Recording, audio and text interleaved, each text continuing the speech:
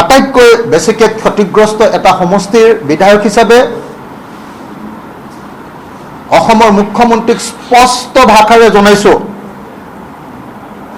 যে 15,000 টকা নহয়, প্ৰতিটো ক্ষতিগ্ৰস্ত পৰিয়ালক 10 লাখ টকাকে আপুনি দিব লাগিব।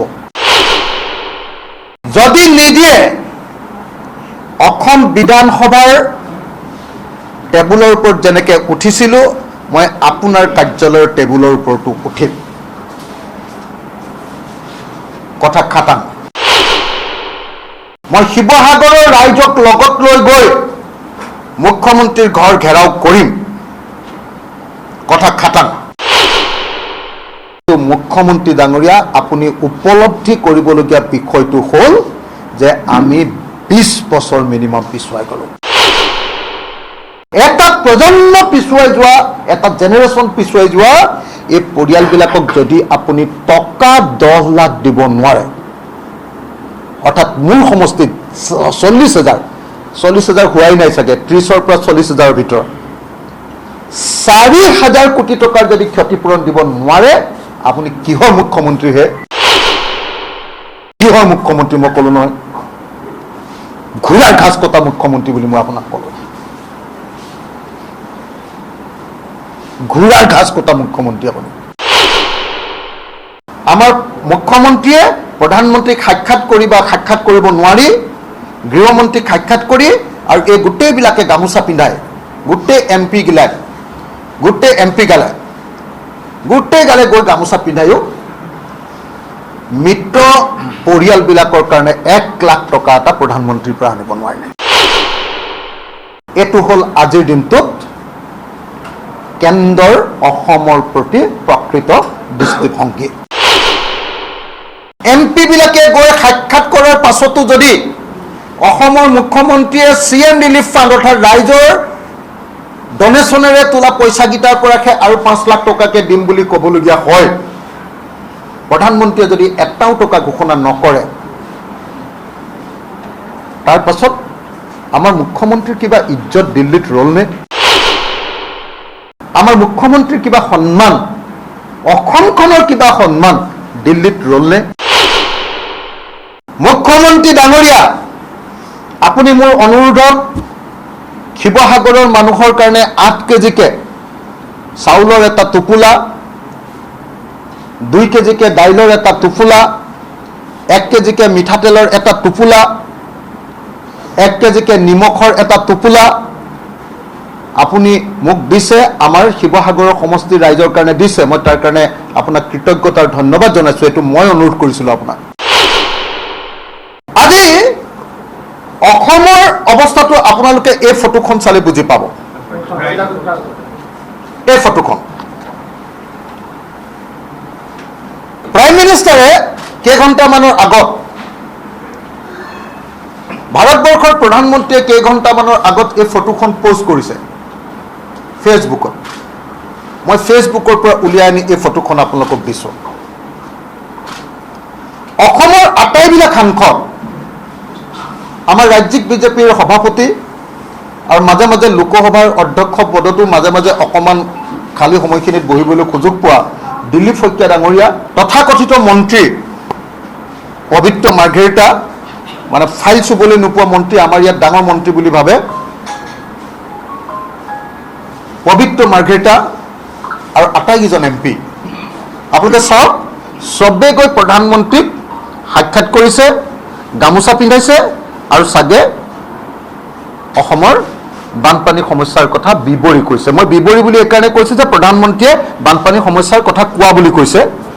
বিৱৰি কৈছে বুলি মই এইকাৰণে কৈছোঁ যে কেইমিনিট সময় দিছেতো মই নাজানো, কিন্তু নিশ্চয় এই সময়ত গোটেইখিনিয়ে গৈছে যেতিয়া নিশ্চয় বিৱৰি কৈছে। অৰ্থাৎ অসমৰ সকলো সাংসদে প্ৰধানমন্ত্ৰীক সাক্ষাৎ কৰিছে। মুখ্যমন্ত্ৰী সাক্ষাৎ কৰিবলৈ গৈছিলে তালৈকে মই জানো, তেখেতে গৃহমন্ত্ৰীক সাক্ষাৎ পালে মই সেইটোও জানো। প্ৰধানমন্ত্ৰীয়ে বোধহয় তেওঁক সাক্ষাৎ নিদিলে, দিলে যদিও মই নাজানো, দিলে যদিও তেওঁ মনে মনে ৰাখিছে, তাৰ অৰ্থটো হ'ল তেখেতক কোনো সঁহাৰি নিদিলে। সেইকাৰণে তেখেতে চাগে MP বিলাকক কৈ প্ৰধানমন্ত্ৰীক সাক্ষাৎ কৰাইছে। আপোনালোকৰ নিশ্চয় সকলোৰে মনত আছে আমাৰ প্ৰধানমন্ত্ৰী আমাৰ গৃহমন্ত্ৰীয়ে কৈছিলে যে বানমুক্ত অসম তেওঁলোকে আমাক দিব সেইকাৰণে বিজেপিক আমি ভোট দিব লাগে এতিয়া বানমুক্ত অসম নহয় অসমৰ ইতিহাসৰ আটাইতকৈ ডেভাষ্টেটিং ফ্লাড অসমৰ ইতিহাসৰ আটাইতকৈ ডাঙৰ জলপ্ৰলয়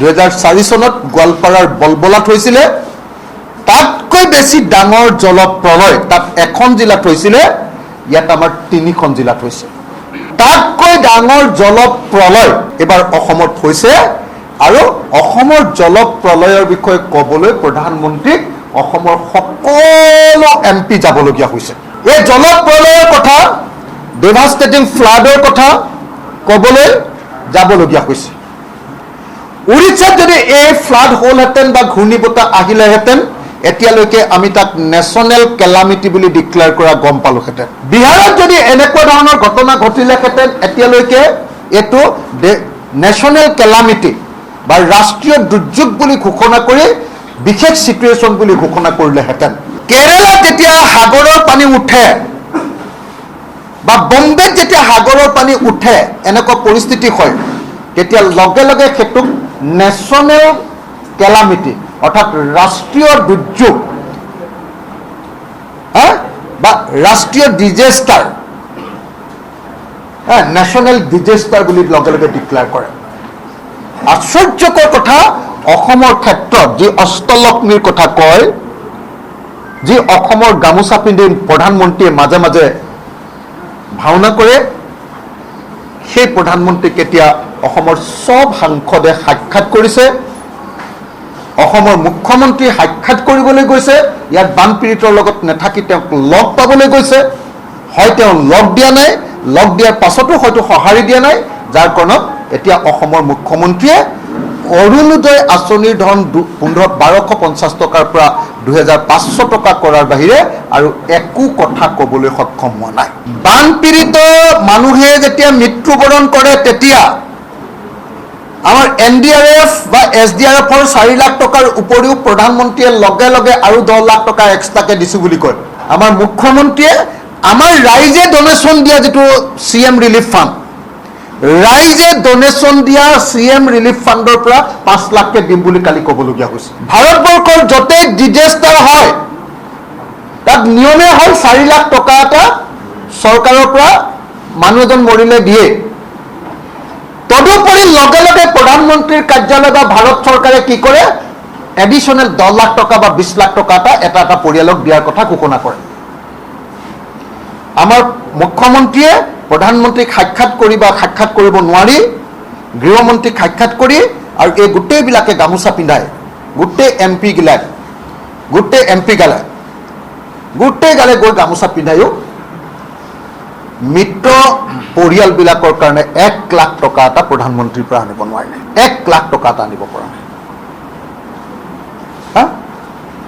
এইটো হ'ল আজিৰ দিনটোত কেন্দ্ৰৰ অসমৰ প্ৰতি প্ৰকৃত দৃষ্টিভংগী আপোনালোকে নিজে কওক যে নিজৰ MP বিলাকে গৈ সাক্ষাৎ কৰাৰ পাছতো যদি অসমৰ মুখ্যমন্ত্ৰীয়ে CM ৰিলিফ ফাণ্ড অৰ্থাৎ ৰাইজৰ ডোনেশ্যনেৰে তোলা পইচাকেইটাৰ পৰাহে আৰু 5 লাখ টকাকে দিম বুলি ক'বলগীয়া হয় প্ৰধানমন্ত্ৰীয়ে যদি এটাও টকা ঘোষণা নকৰে তাৰ পাছত আমাৰ মুখ্যমন্ত্ৰীৰ কিবা ইজ্জত দিল্লীত ৰলনে আমাৰ মুখ্যমন্ত্ৰীৰ কিবা সন্মান অসমখনৰ কিবা সন্মান দিল্লীত ৰলনে আটাইতকৈ বেছিকৈ ক্ষতিগ্ৰস্ত এটা সমষ্টিৰ বিধায়ক হিচাপে অসমৰ মুখ্যমন্ত্ৰীক স্পষ্ট ভাষাৰে জনাইছো যে 15,000 টকা নহয় প্ৰতিটো ক্ষতিগ্ৰস্ত পৰিয়ালক 10 লাখ টকাকে আপুনি দিব লাগিব যদি নিদিয়ে অসম বিধানসভাৰ টেবুলৰ ওপৰত যেনেকে উঠিছিলো মই আপোনাৰ কাৰ্যালয়ৰ টেবুলৰ ওপৰতো উঠিম কথা খাটাং মই শিৱসাগৰৰ ৰাইজক লগত লৈ গৈ মুখ্যমন্ত্ৰীৰ ঘৰ ঘেৰাও কৰিম কথা খাটাং মুখ্যমন্ত্ৰী ডাঙৰীয়া আপুনি মোৰ অনুৰোধক শিৱসাগৰৰ মানুহৰ কাৰণে 8 কেজিকে চাউলৰ এটা টোপোলা,